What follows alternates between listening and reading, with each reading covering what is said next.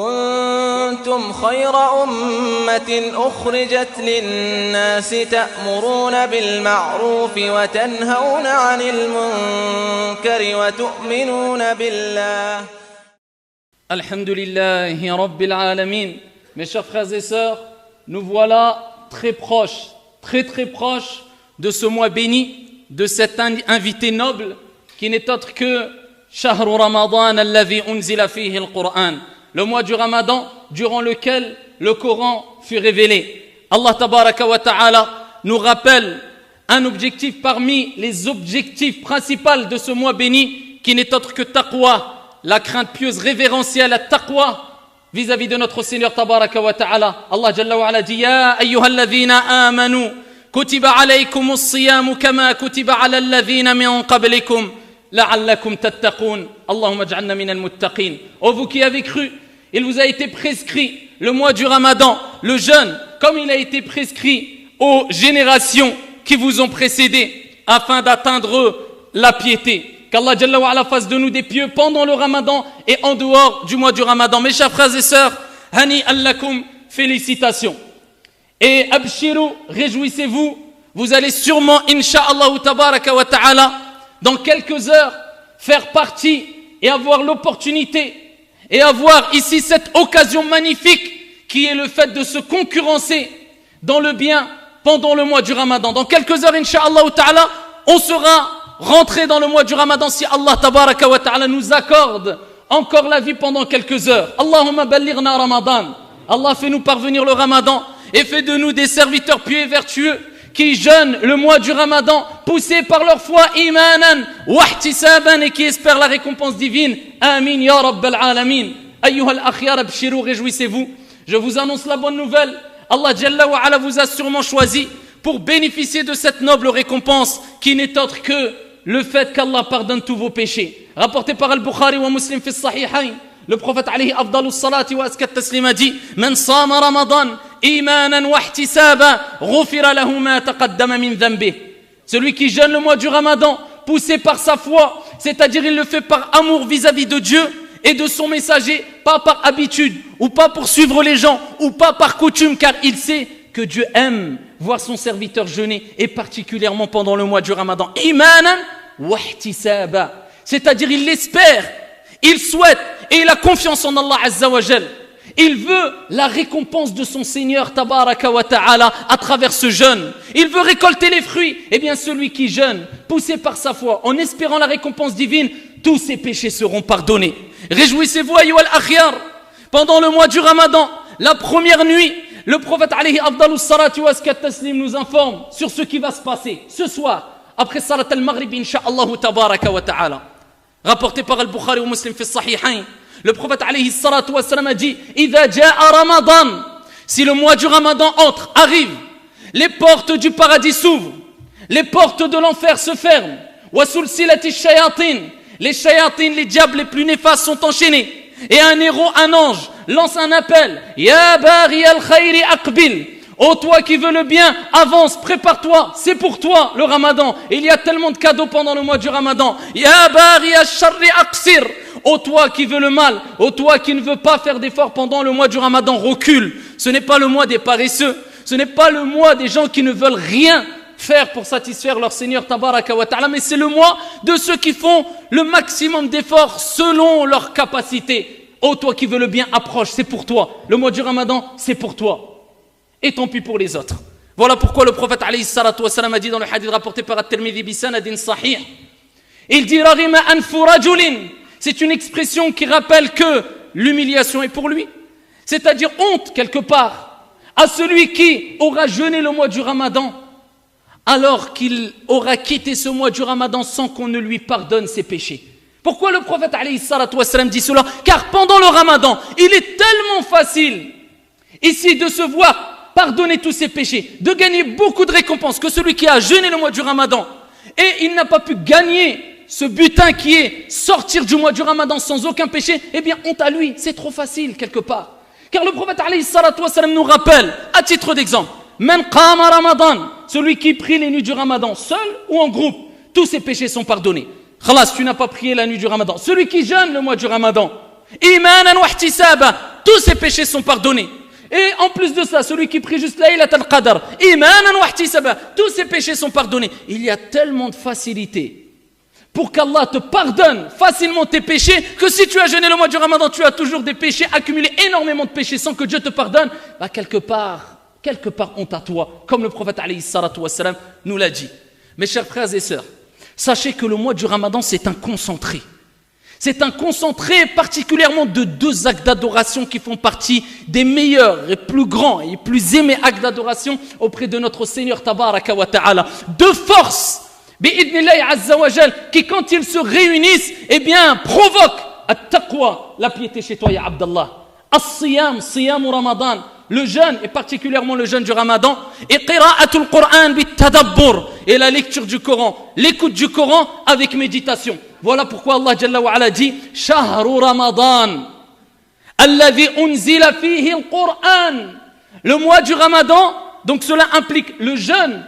Eh bien, c'est le mois où le Coran, et là on voit la deuxième force qui est Al-Qur'an, c'est le mois où le Coran fut révélé. Voilà pourquoi il faut préserver impérativement ton jeûne, jeûner correctement, et Al-Qur'an, la lecture et l'écoute et la compréhension du Coran avec méditation, une bonne compréhension. Voilà pourquoi le prophète alayhi afdalus salati wa azka taslim a dit, comme il est relaté dans le hadith rapporté par l'imam Ahmad bi sanadin sahih, le jeûne et le Coran viendront au jour de la résurrection pour intercéder en ta faveur. Et le jeûne dira, ya Allah, je l'ai empêché de boire et de manger pendant la journée, laisse-moi intercéder pour lui. Et le Coran viendra et parlera et s'exprimera, ya Allah, je l'ai privé de dormir la nuit, laisse-moi intercéder en sa faveur. Alors il leur sera donné l'opportunité et l'autorisation d'intercéder en la faveur de celui qui lisait le Coran et celui qui jeûnait et se privait de boire et de manger pour satisfaire son Seigneur Tabaraka wa Ta'ala. As-siyam wal Qur'an. C'est les 2 forces qui te permettront d'atteindre Ya ayyuhalladhina amanu kutiba alaykumus siyam kama kutiba ala alladhina min qablikum la'allakum tattaqun. Ô vous qui avez cru, il a été prescrit pour vous le jeûne comme il a été prescrit à ceux qui vous ont précédés, afin d'atteindre quoi? La piété. Ayyuhal ikhwat wal akhawat, il n'y a bien sûr pas simplement as-siyam, le jeûne et le Coran, mais c'est particulièrement ces 2 actes d'adoration qu'il faut préserver. Lis le Coran, fais-toi un programme, révise ton Coran et lis-le avec méditation et avec une bonne compréhension, pas comme ceux qui lisent le Coran et dont le Coran ne dépasse pas leur gosier, comme le prophète alayhi salatu wassalam l'a mentionné concernant une catégorie de personnes, et particulièrement al-Khawarij, qui lisent le Coran mais le Coran ne dépasse pas leur gosier. Le prophète a dit, ils n'arrivent pas à leur cœur. Il faut lire avec méditation et profiter des soirs de Tarawih, ceux qui peuvent, sinon prie chez toi si tu ne peux pas te rendre à la mosquée. Mais il faut vivre particulièrement pendant ce mois du Ramadan avec le Coran pour habituer ta langue à parler avec, ici à mentionner la parole d'Allah Azza wa Jal, même en dehors du Ramadan. Prenez des bonnes habitudes. C'est maintenant la réforme. C'est maintenant que tu habitues ton corps, ta langue, ta bouche, tes yeux aux bonnes choses. Comme ça, pendant 1 mois, tu t'es éduqué. Après le mois du Ramadan, tu gardes quelque part la même trajectoire où tu fais au mieux. Mais au moins, essaie de mettre la barre haute pendant Ramadan pour pas qu'elle descende en dessous de ce qu'il ne faut pas faire, surtout après le Ramadan. Ayyuhal ahibba, il y a bien sûr les aumônes. Les aumônes pendant le Ramadan ont une autre récompense, ont plus de valeur auprès d'Allah Azza wa Jal. Tout ce que tu fais pendant Ramadan, c'est meilleur que si tu le faisais en dehors de Ramadan. Nourris les pauvres, donne de l'argent, donne à boire, participe au projet, donne, dépense, particulièrement pendant Ramadan et encore plus pendant le vendredi. Car le prophète a dit, la meilleure des aumônes ou une aumône donnée pendant la journée du vendredi est meilleure que les autres jours. Que dire du vendredi alors qu'on est la veille de Ramadan ou alors les vendredis du Ramadan? Profitez ayyuhal akhir, remplissez votre compteur de hasanat, on ne sait pas. Est-ce que l'année prochaine, il reste après 11 mois, est-ce que l'année prochaine tu seras encore là? Au moins tu pars avec un gros bagage. Psychologiquement tu te dis, j'ai rempli incha'Allah ta'ala mon bagage. Si je suis amené à mourir, eh bien je suis toujours entre la crainte et l'espérance de la miséricorde d'Allah Azza wa Jalla. Et j'espère que mon Ramadan sera une cause de mon entrée au paradis. Qu'Allah fasse que notre Ramadan et nos actions soient une cause de notre entrée à toutes et à tous. fil Jannah auprès du prophète Mohammed alayhi afdalus salati wa azkat taslim. Ayyuha al-akhyar, pour terminer, sachez qu'au Ramadan, c'est un comportement aussi. Ce n'est pas simplement de se priver de boire et de manger. Là, les plus prédécesseurs disaient c'est ce qui est de plus facile.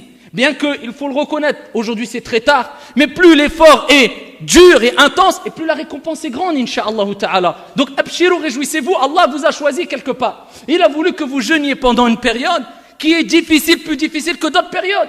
Allah veut que vous accumuliez plus de bonnes actions et de récompenses à travers la multiplication de vos efforts et les efforts plus intenses que vous allez fournir que d'autres personnes ou d'autres périodes. Ramadan, c'est un comportement. À titre d'exemple, le prophète dit, dans le hadith rapporté par Al-Bukhari fi Sahih, Allah tabaraka wa ta'ala n'a aucun besoin. Et Allah se suffit à lui-même. Allah Jalla wa ala n'a aucun besoin que le serviteur se prive de boire et de manger s'il n'abandonne pas al-kadhib wa qawlu zour, tout ce qui concerne le mensonge, les faux témoignages et la mise en pratique du faux témoignage ou du mensonge.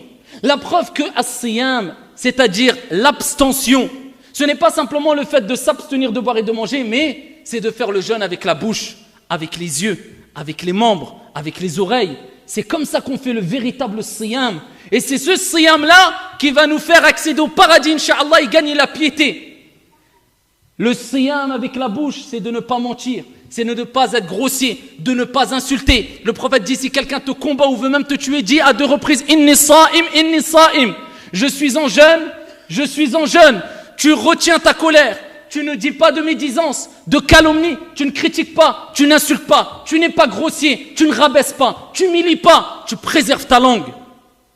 Et concernant les yeux, tu ne regardes pas ce qui est illicite, mais tu t'abstiens et tu fais des efforts pour t'habituer à ne regarder que ce qui satisfait Allah Jalla wa ala ou les choses permises. Et alhamdoulilah qu'Allah t'a octroyé des yeux le jour où des gens sont aveugles, donc profite de ce bienfait pour voir la magnifique création d'Allah Azza wa Jal, rencontrer les gens, rencontrer ton frère avec un sourire et un visage épanoui. Profite de cela, ya Abdallah. Imagine-toi, Dieu t'enlève, ôte ta vue.